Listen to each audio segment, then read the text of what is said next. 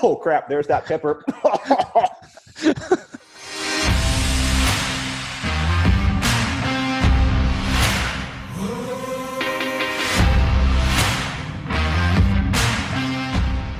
Hello, ladies and gentlemen, and welcome to the Live Your Mission Show, brought to you by Mission Meets, where our guests share their most actionable advice so that you can live a more mission-centered life. I am your host, Peter Alwood, and today we are joined by Andrew Van Buren. But before I get to that, here's what's going on over at Mission Meets headquarters.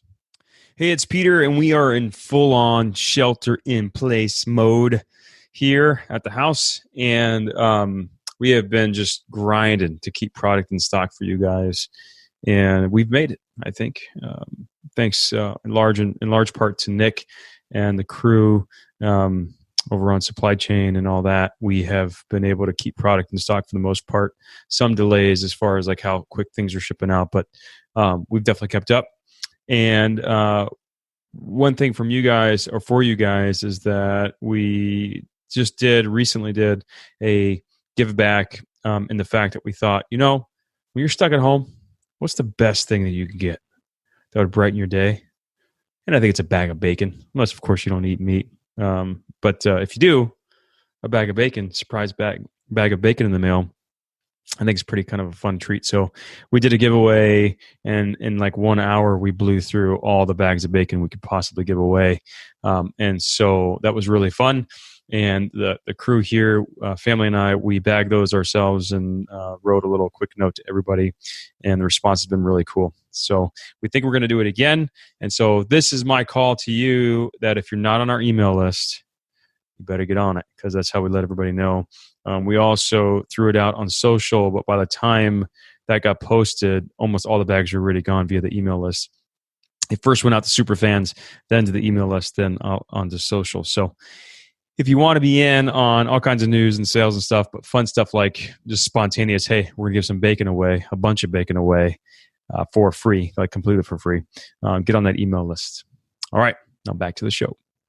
Now for our guest, Andrew Van Buren. He's a financial planner and host of the podcast called Nitty Gritty. We discuss his mission to make an impact through scaling his business and his show. He gives us advice on how to make sure that you're hiring people that have their interests aligned with yours, and this will help you live out your mission by not wasting time hiring the wrong consultants, advisors, etc. Something that we've definitely done. I've definitely done, where I've hired someone, and in hindsight, it's like, oh, their interest, their motivation, specifically their financial motivation, is not in line with our goals. And so we give some examples of that on the show that I think will be super helpful, because there's so much time that can be wasted hiring the wrong folks, 6, 12 months, maybe even longer, lots of money also wasted hiring the wrong people, right? And as he says on the show, there's only so many seats on the bus, and you want to have the right people on the right bus. And so he also talks about how he's changed his mind on hiring a coach, and great tips for favorite books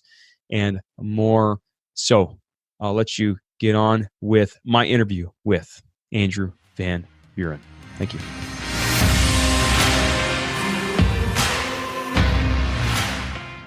Andrew, welcome to the show.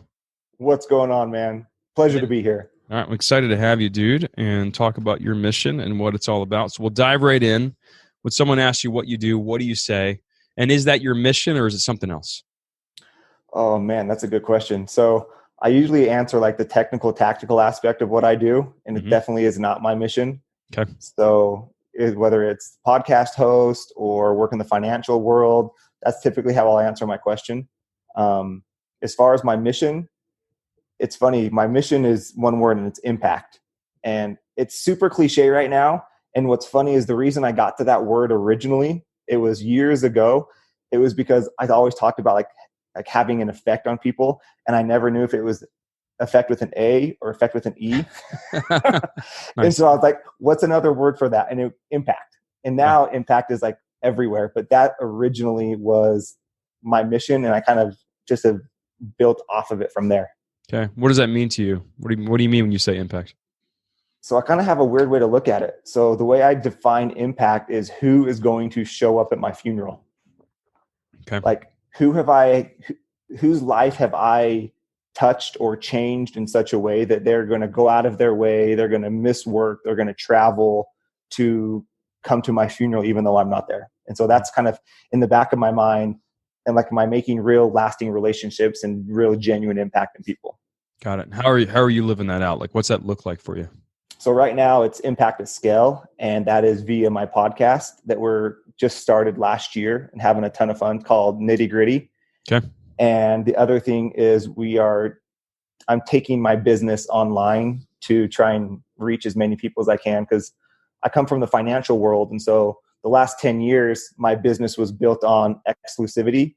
And my goal is actually to work with less people every year.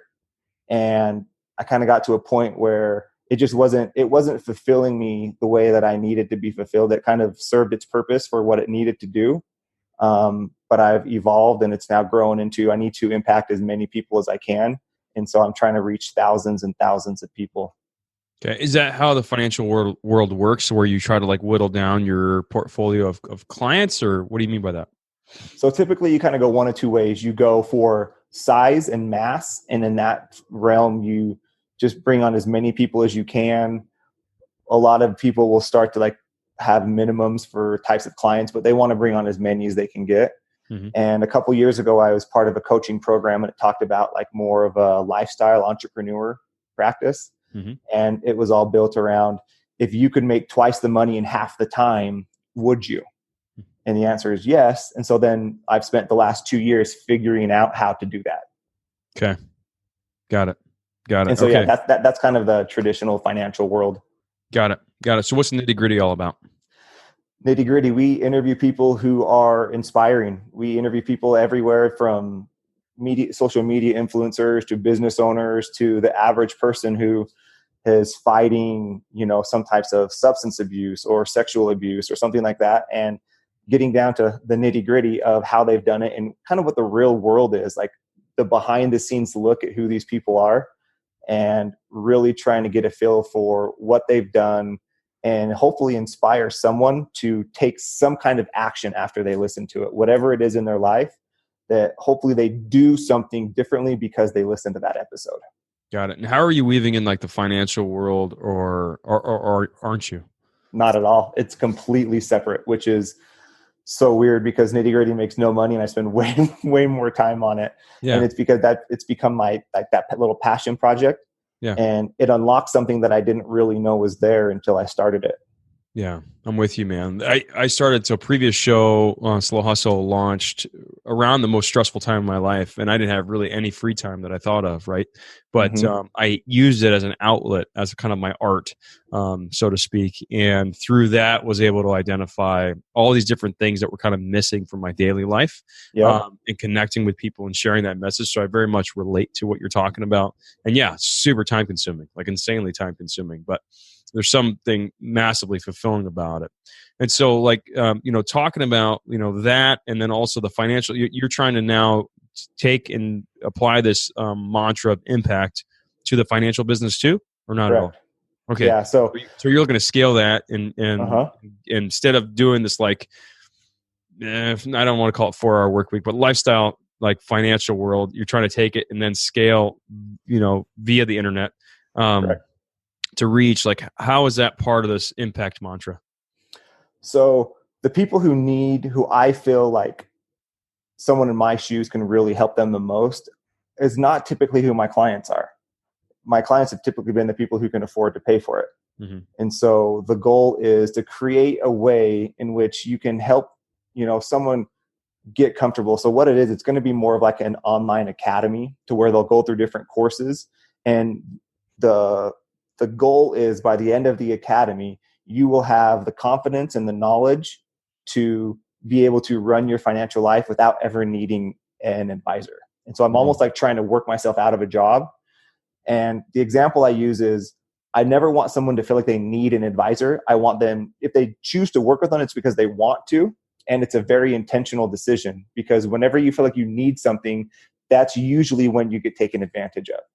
And in the financial world specifically, there's a lot of examples of really good intentioned people, but whether it's because of ignorance or compensation structure, they don't have the best interest of the client. There's a lot of conflict that exists in that world. Yeah. And so if you don't feel like you have to have it, but you want to have it, you can make much better decisions. Yeah. Yeah. It's about planning ahead before you actually need it, right? Oh yeah. It's when you're desperate and when you have you're on a super tight timeline that you start to cut corners and you make mistakes, right? Yep. So an example that a friend of mine gave, it's like you don't find the house you want and then start saving for it. You instead save up, and then when the timing's right and when you find the house that you want, then you can actually buy it, right? You're prepared. And so there's like a preparation mode that you're talking about there. I think what's interesting about what you're talking about, it's not an either or, right? It can be a both and. Like you can still have your exclusive clients. Like I'm assuming you're not telling them to go away, and then build this like other, maybe, I don't know if you want to call it lower tier or like ancillary business, where it's like we'll serve these top tier customers the way that we've been doing it, these clients. But at the same time, if you can't afford it, we can build some sort of service or class that you guys can afford that'll bring you the same knowledge, right? Maybe a little bit more self-service. Is that what you're finding? Exactly right. Yeah, exactly. I don't want to completely get away from it, but yeah, just create something that can go beyond me.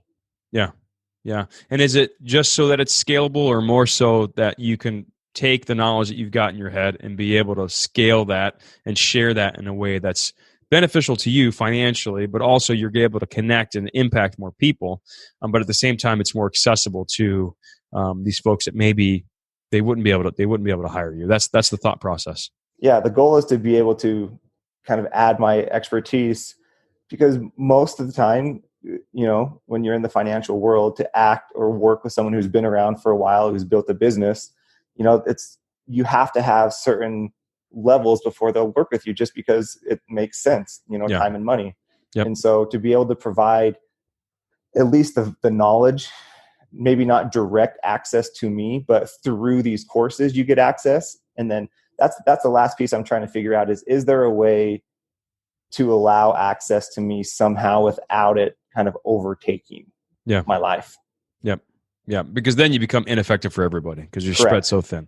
Correct. Yeah. I dig it, man. It reminds me of, there's a business in California that does Facebook ads management, social ads management for huge companies, and they do a great job.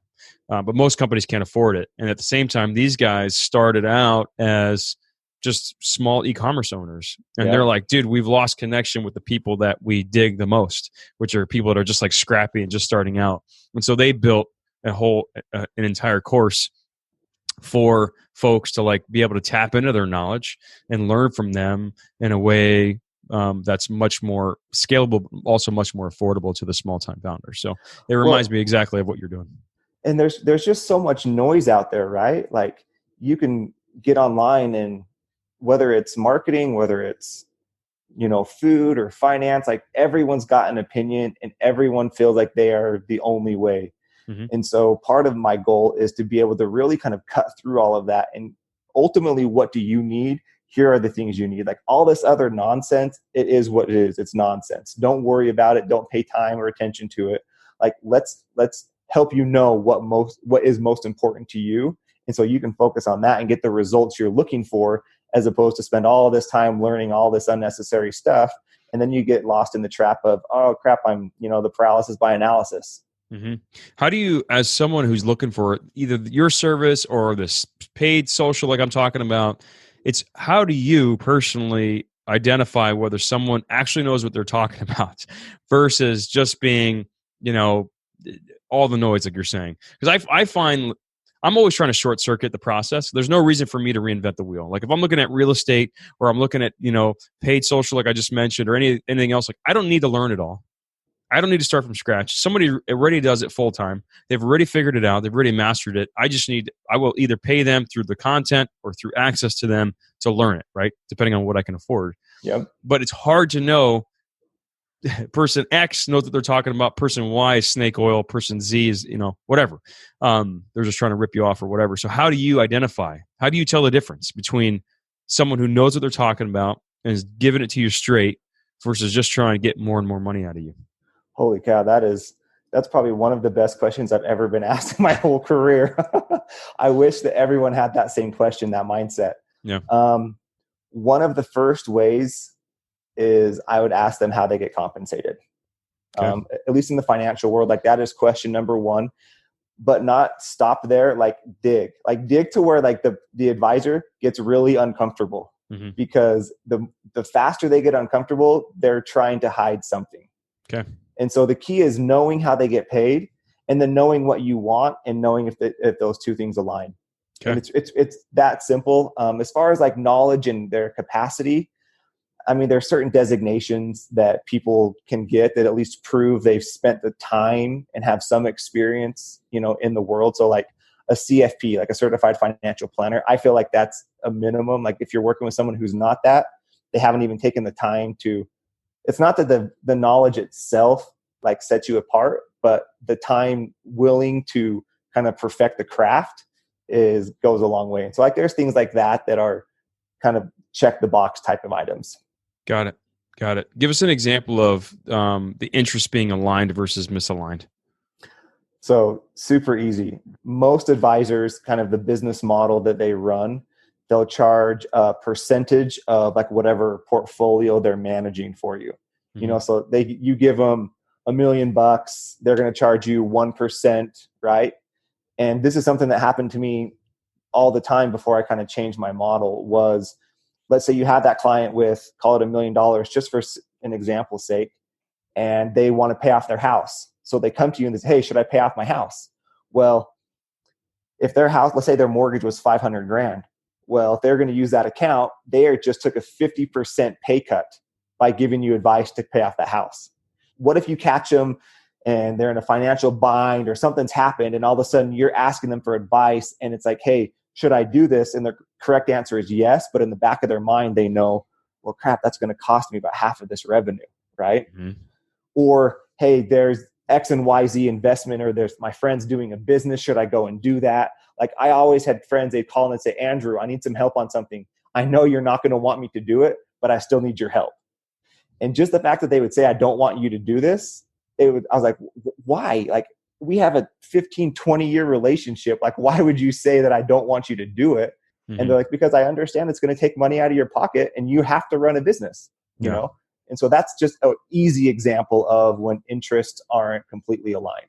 Got it. So what do you do in that? So what is the arrangement that you want to look for if it's not like the percentage of portfolio? So in my opinion, it kind of depends on who you are and where you stand. Like if you're in retirement, that usually works pretty good because everyone's kind of shooting for the same thing. What I found is if you're a younger business owner, still growing your asset, what you want to work with someone that's just going to charge you a flat fee. It's like, look, you can work with me for X amount of dollars a year. That's what I'm worth. And we can do everything. We can look at your taxes and your investments and your insurance and your cash flow and your, like, everything is all included in that. And you know that I'm never going to give you any type of advice because compensation will be different for me. And so I'm going to be able to be the best version of me because it really has no effect on the bottom line. And so I can give you the correct advice. Got it. Yeah, I heard something similar on a podcast. I was talking about real estate and realtors and stuff like that. Yeah. And learned it recently on a transaction where it was like, you're a realtor, you're getting paid a percentage. You want to have the least amount of time invested in that transaction, right? Like you want to sell that house as quickly as possible. Yep. And for you, 6% on the sale, whether it's, $400,000 or 420, it's kind of the same dang thing. Like, it's just like you're making about the same amount of money. Yep. But for the business, for the homeowner, that's an extra $20,000, right? Yep. And so to me, like the interests are totally not aligned because they're just trying to like ram it through the system and you're trying to squeeze out an extra 10, 20, 30 grand. Yep. They don't care. Like most of the agents, they're just gonna be like, dude, they're just gonna try to close a deal. And we had a house recently where it was like they're just trying to ram it through the system, and they're like, oh, you got to make a decision right now. I'm like, no, I don't. Yeah. They're like, well, you got to respond. It's like this offer's got a expiration date. Like, don't care. They're like, what do you mean you don't care? I'm like, I'm not. It's my house. Yeah. Like I don't need to do anything, right? Unless I'm super desperate to sell it, I can just ignore the expiration date. It's completely made up, So talking about like doing things on your time, like you're saying earlier, it's like, to me, I found it so immensely powerful, right? Where it was just like, no, I don't need to do that. And then also realizing like, oh, you don't really care about the extra 10, 20 grand. It doesn't matter to you. 6% of that don't care, right? You want to just sell this house. Yep. But to the homeowner, it makes a big difference. for the homeowner, it makes a huge difference, right? Yeah. And so for you, like I love the idea of like flat fee versus percentage. Are there any other arrangements that somebody needs to look for, or any other credentials? Like, would you ask a financial advisor about how they personally invest? Like, would you ask them personal questions like that, just to see kind of what their take is on it? Because to me, it's really interesting because it's like, wait a minute, how can you give me advice about something you're not doing yourself? Like, why would you tell me to do something and you wouldn't do it? It's kind of how I've looked at it. Correct. Yeah. It's not monopoly money, right? Yeah. Yeah. No, absolutely. Ask them what they're doing, their portfolios. And the other thing that just I believe is important is that they're independent, that they're not tied to a mother company. Okay. Why is that? Simply for compensation. So if I work for XYZ Bank, I am going to get paid differently, or my employment will be better or worse if I sell their products. Interesting. Simple as that. Simple as that. Like, for example, like if you work for a big bank, you may not, the investments might be the same, but you might get paid extra if you sell them a checking account or this credit card, or they might have some off the shelf investments. And so if you can find someone who's completely independent with no strings attached to anybody, so there's, once again, unfortunately in my world, it all comes back to compensation. Like money will kind of lead and you can kind of follow where that goes. And so if you're working for a company, it's the business model. It has nothing to do with the advisor. And that's the biggest thing I talk about is it's not that the advisor is wrong. It's not that they're selfish. It's nothing to do with the advisor. It's everything to do in the business model in which they are working under. Okay. And so that's what you have to be aware of, is the structure is super crucial. Interesting. So it's kind of like similar to a mortgage broker within a specific bank banner versus an independent broker where they're like, oh, we're going to work with whatever bank's doing the best deal for the homeowner or the buyer, versus working for XYZ Bank. You're only going to push your products, right? Same thing with insurance, and you're going to push your insurance versus an independent agent. It's similar in your business too then? Very similar. Okay. Very similar. Of all the things you had to get better at on your journey, what was the hardest for you? Learning to say no. To clients or opportunities, or what do you mean? To both, because there's so many things. Like you can either be a mile wide and an inch deep, or you can be an inch wide and a mile deep. Mm-hmm. And so I had to learn, for me, if I was going to provide the absolute most value for a client, I had to be an inch wide and a mile deep, meaning I had to narrow who I worked with so I could have experience and know exactly what they were going through, and then learn to say no to someone who doesn't fit that, who might be super profitable. How did you hone in on who to say yes to and who to say no to? What I loved doing. So I paid attention to the topic areas that I really liked. Okay. And so for me, it was specifically around how can I save business owners tax? And selfishly, it's because that's who I was, right? I would be my own client. It's I want to work with someone who knows me and who can save me as much money in that arena. And so that's where I kind of dove head first into, if you are a business owner with certain types of revenue, I'm your guy. I'm going to go as deep as we need to. And if you don't fit in here, sorry. Got it. You had to work with other different clients though in order to figure out. Oh yeah. I mean, It took years. It took years to get to that point, and working with everyone and figuring out if the phone rang and it was a certain type of person, it was oh crap, I don't want to talk to that person. Yeah. As opposed to the phone rings. Oh, cool. What problem could I get to solve now? Sure. It's kind of exciting. Yeah, paying attention to that feeling. And the reason I asked that leading question is because it's and I've said this on the show before, it's I think that you got to get to where you're talking about, but in order to get there, you have to be saying yes to everything. Uh-huh. And then you start feeling that feeling where it's oh gosh, this type of client, makes me sick. I don't like answering their emails. I don't like talking with them, and kind of fine tuning that.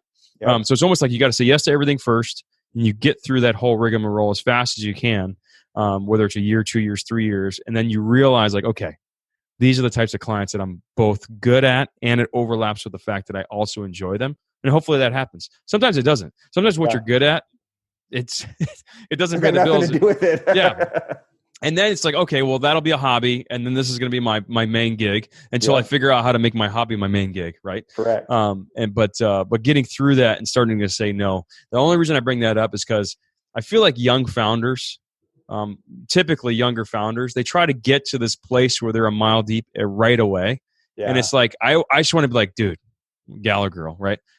You don't know what the heck you know. You don't know what you don't know yet. You don't know what you're good at yet. Like, you're making assumptions, and assumptions are very dangerous. And so it's like, no, if you're a photographer, videographer, say yes to all the clients. Like my buddy Crocker, he realized through the process, like, oh, weddings are really lucrative, but I hate shooting weddings, right? Yeah. And so he's just kept doing them to pay the bills. But then eventually, what did he do? He started to like whittle down and start saying no to more weddings until eventually he had only his ideal clients he's working with, right? He's getting there. But that was over several years. And it was through the process of learning which clients sucked, right? That you can start saying no to those things. I think people are so scared of the word no, right? Like, and they're so scared to do something wrong, where that's where they put so much pressure on themselves to get it right out the gate. Mm-hmm. And man, so few people get it right from the start. Like, it's just so hard. Like, you don't know what you don't know. You just said it. So you got to just experience it, get a little bit more perspective, and then you can kind of go. Yeah.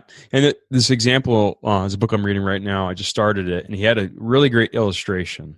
As an athlete, you don't expect to be pro, like amazing on your rookie year, right? Your rookie year, you're called a rookie for a reason. You're going to make a bunch of mistakes, but you're going to continue to practice. You're going to continue to go out in the field, and you're just going to get better and better. In no other aspect of our lives do we give ourselves that grace. So you try a business, you try to do it, you fail, you make some bunch of mistakes, and you say what? You say, dude, I'm not cut out for this, or I suck at this, or this is not what I'm supposed to do, and you quit.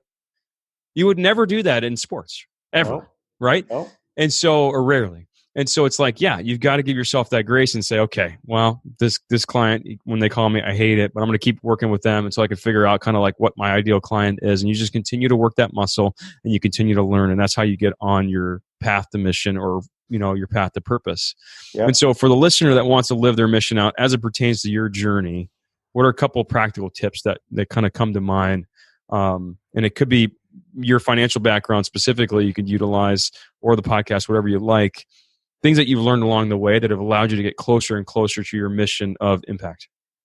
So for me, number one is clarity, and learn to be with just yourself. Like, what do you mean? You have to take the time to really figure out what you like, and you have to really get uncomfortable with, ask yourself these uncomfortable questions about what I really do like, what I don't like, you know, as opposed to just kind of going through the motions, like really taking a step back and like that self-evaluation process. And a lot of times people say, oh, I'm going to do that because this person did it, you know, or, hey, success looks like this. Like, I think a lot of business owners, entrepreneurs say, hey, if I'm not working 80 hours a week, then I'm not successful, you know, and they don't really know what they want to accomplish. They don't know what that end result, that output wants to be. And so take some time to realize what it is that you personally want to achieve, and then be good with it. Don't attach shame or guilt or judgment to it because it's different than the person next to you, or it's different than someone else you look up to. You know, get really comfortable and clear on what it is you want. And that's one of the first steps. Yeah. And it's powerful because when you do that, it's super easy to say no. Yes. It's very easy because you're like, no, that's not what I do. Right. Yep. Great idea. Wrong person. Sorry. I got to pass. Right. Correct. And you get clarity on that. And what's good about it too is, Andrew, is like, when you make some of the wrong mistakes, right, or wrong choices, like you're like, oh, I chose this client versus this client, because we keep using that example. I'll keep using it. You feel what it feels like to make the wrong choice. You're like, oh, dang it, man. This type of client, this doesn't jive with me. Doesn't feed me. I'm not like well suited for it. And so when that client comes up again, like an example of that person calls you, you're like, oh no, this feels like that one. Yep. I'm going to pass. I know what it feels like to say yes to this person because I did it before. Not going to do it again. And you're making space for the right client to call and you to have room to take them on. Yep. I mean, you only have so many, the phrase is you only have so many seats on the bus. Yeah. So make sure you have the right people in those seats. Yeah. I agree, man. Well, dude, you ready to switch gears to the Reaper round? Oh, I don't know. This is where our guests answer some rapid-fire questions while they attempt to eat all of the Carolina Reaper beef jerky. Oh, here we go. Are you ready? I'm scared. Well, and Andrew, he's tried some already, which is sometimes good because you know what to expect, sometimes bad because you know what to expect. I wish I wouldn't have, because I would have been so excited, because I love like hot jerky. And so when I first got this, I just went after it, and woo, I know what's coming.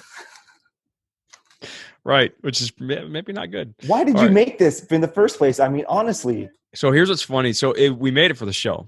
And then we just thought, like, oh, we'll have it for the show. We'll keep a little bit in stock. We sell a ton of it, dude. People love it. And the thing is, what I've learned is that there are a lot of people out there that like to punish themselves. They just love hot stuff. And my buddy Joe Stolte, shout out to Joe. So we've done a couple, and he started this carpool Live Your Missions where we record them in a vehicle. Okay. And he ate the entire bag. Whole bag? During the first question with nothing to drink or anything. Ooh. And it didn't faze him at all. Like how? It was like he ate air. I don't know how. It was insane. He switched it out with other jerky. Like, he emptied it out. He got you, because there's no way. he opened the bag in front of me. I couldn't believe it, dude. It was sealed. Wow. Yeah. So anyways, I'll let you take a bite. And I will ask you. Yeah, here we go. All right, man. So, question number 1: favorite book. Could be something you've read in the last year or a classic for you. Doesn't have to be business related. Just like whatever comes to mind, and why. The Go-Giver. Oh, I love Go-Giver, man. So I actually interviewed Bob on my podcast. You did? Yeah, that's awesome. So my favorite book of all time. I've probably given out 1,000 copies of that book to people. Yeah. Why do you like it? The 5 laws of success like speak to me in such a deep way, like creating value, army of ambassadors, like in my marriage. Oh crap, there's that pepper. It's hot. The premise of 50-50 is a losing bet. You got to go 100-100.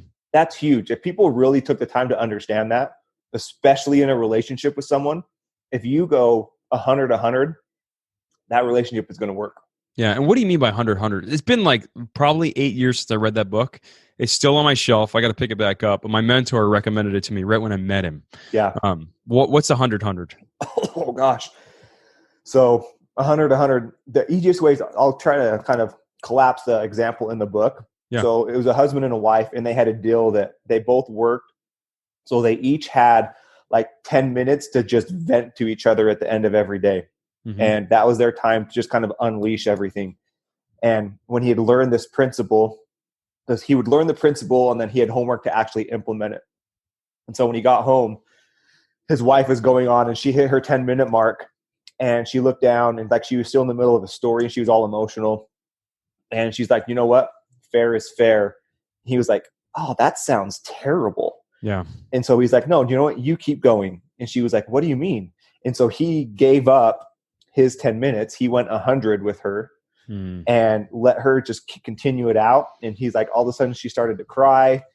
And I just put my arm around her because I didn't know what to do because I felt uncomfortable because she was crying. Yeah. And he's like, all of a sudden she stopped crying. I was like, oh crap, I screwed that up. And she fell asleep, and he woke up in the morning to a little love note from his wife. And she's like, thank you so much. I've never felt so heard, you know?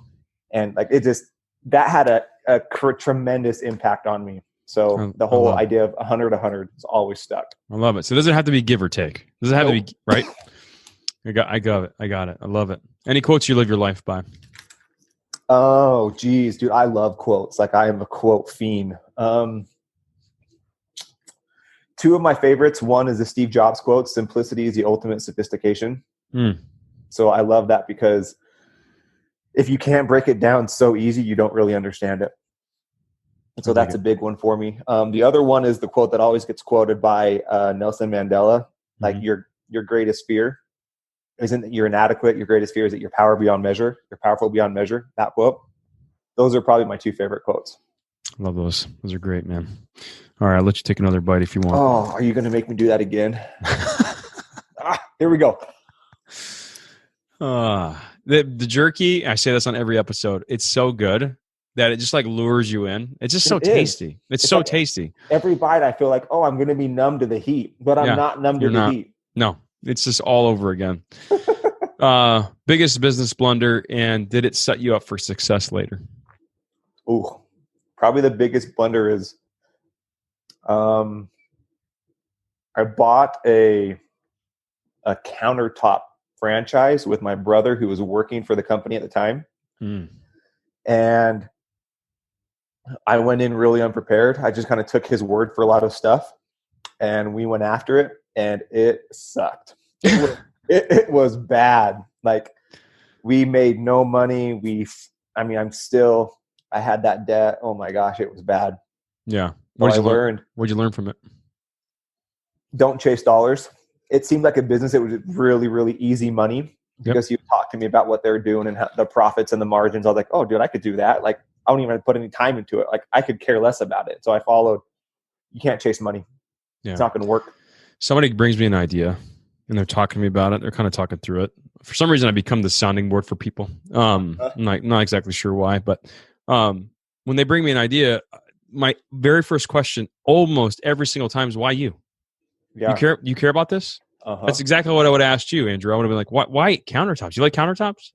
Are you into home construction? Like, you're a do-it-yourselfer? Or you like working with your hands? Yeah. And almost every time I've asked somebody that question, it's because I can tell right away, like, this is not you, right? And almost every time they're like, no, I don't really care about it. I'm like, why are you working on it then? There's like 1,000 things you could do. Why the hell did you pick this one? So easy money. Always easy money.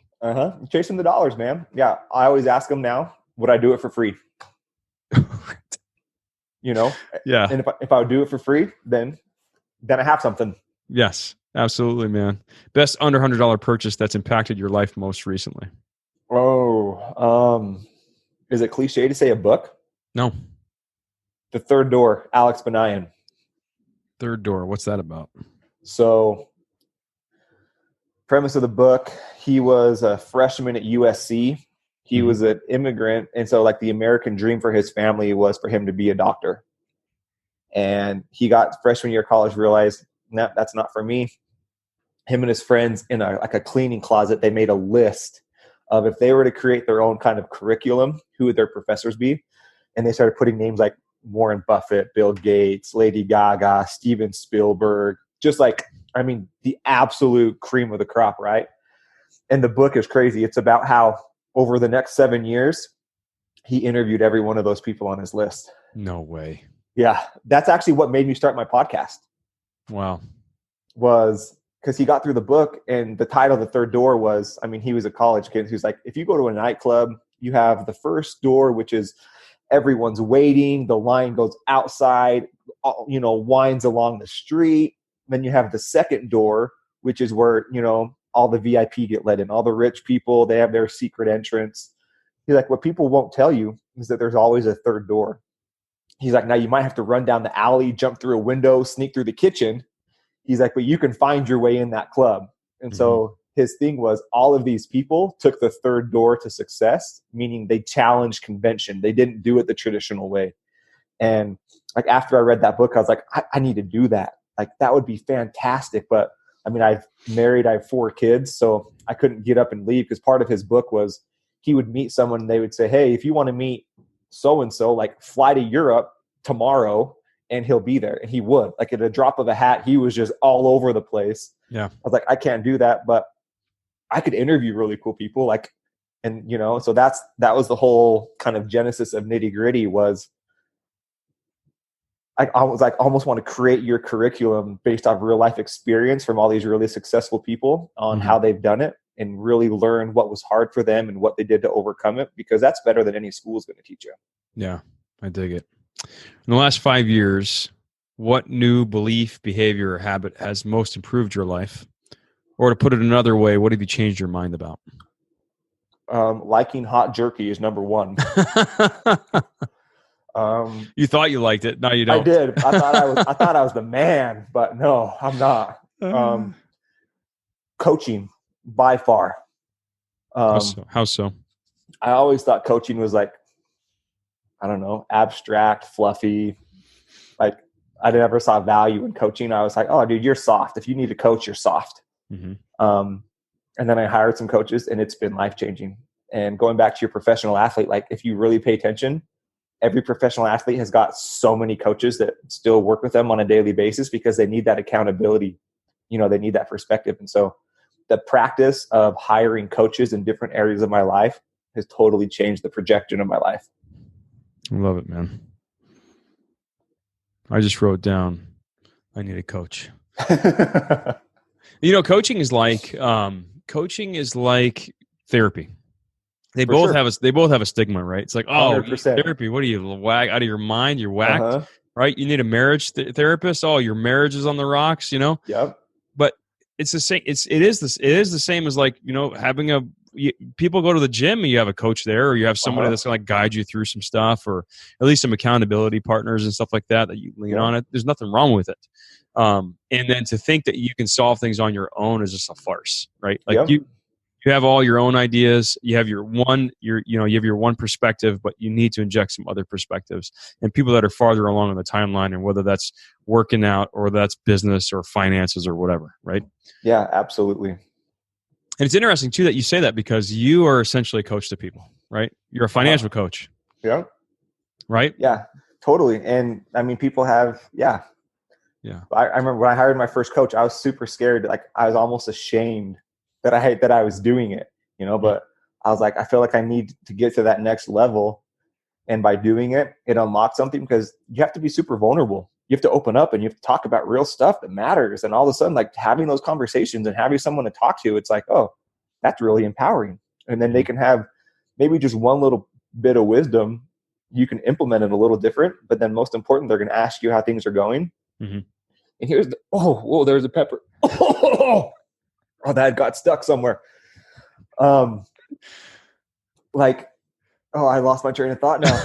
But they're going to ask you something.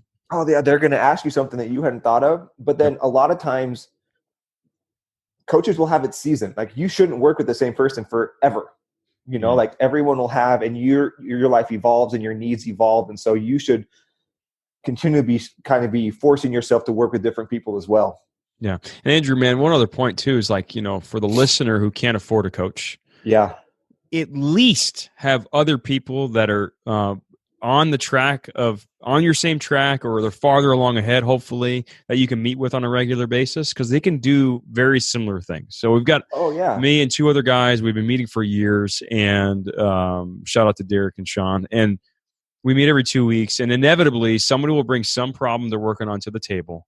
And one of us will have some sort of insight based on our prior experience, or just through asking questions saying, hey, well, have you thought about this? Or why are you looking at it this way? Have you thought about it that way?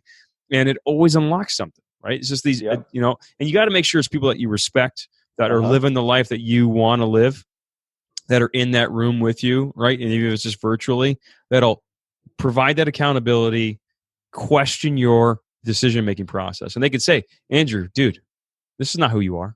Yep. Why are you getting into this? I know what your moral code is, right? I know who you are. And this is not aligned with that. Yep. Right. And then guess what? You've got to fight for your reasoning. And when you have to argue your point is when you realize like, oh, I don't have a point.